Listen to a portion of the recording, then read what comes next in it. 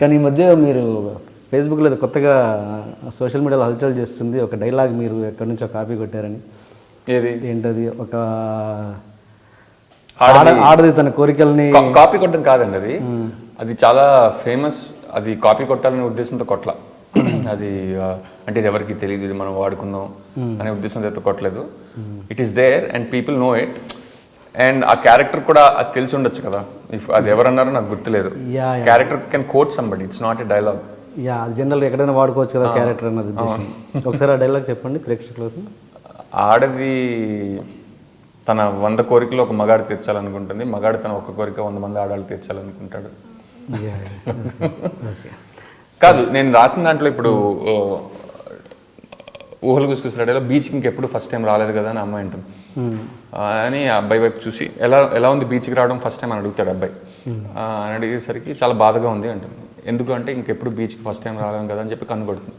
అది యాక్చువల్లీ ఒకసారి Avatar review చదువుతుంటే న్యూయార్క్లో ఎవరో రాశారు, ఇటువంటి అద్భుతమైన సినిమా చూడడం నాకు చాలా బాధగా ఉంది, ఎందుకంటే మళ్ళీ ఇంకెప్పుడు ఇలాంటి సినిమా చూడలేం కదా.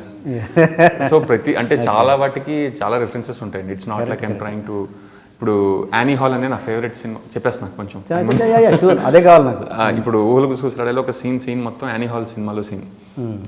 ఏది అతను లిఫ్ట్ ఇస్తానంటాడు కానీ అతని దగ్గర బండి ఉండదు. మీకు గుర్తుందా సినిమా చూస్తుంటే? థియేటర్ దగ్గర ఆ అమ్మాయి అతను లిఫ్ట్ ఇస్తానంటాడు, అతని దగ్గర బండి ఉండదు. ఆ అమ్మాయి సరే పద అంటుంది.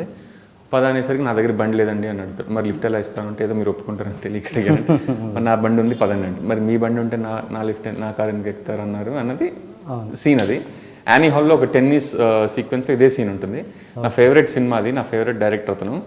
అండ్ ఈ సీన్ అంతా జరిగేటప్పుడు వెనకాల అన్ని హాల్లోనే అని యానీ హాల్ని ఒక తెలుగు పోస్టర్ చేసి వెనకాల పెట్టి, అది ఎవరు చూడరు అనుకున్నాను actually. It's my way of paying a tribute. And దాని మీద woody Allen, Diane Keaton, Srinivas అవసరాలు అని రాసుకుని పోస్టర్ పెట్టుకున్నాను. My way of paying a tribute.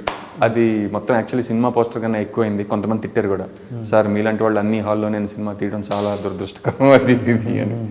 So sometimes it happens. It's not like I'm trying to click something. అది నేను observe చేయలేదు, పెట్టాను. ఓకే, చాలా మంది చూస్తారు ఈ సీన్. డైరెక్టర్ కాబట్టి లైక్ వేసుకున్నాడు చివరిలో, అంటే అందరికన్నా ఎవరికి దక్కింది వీడికి ఒక్కడికి దక్కింది సినిమాలో చెడ్డ పేరు నాకు ఎందుకు కదా. Okay okay.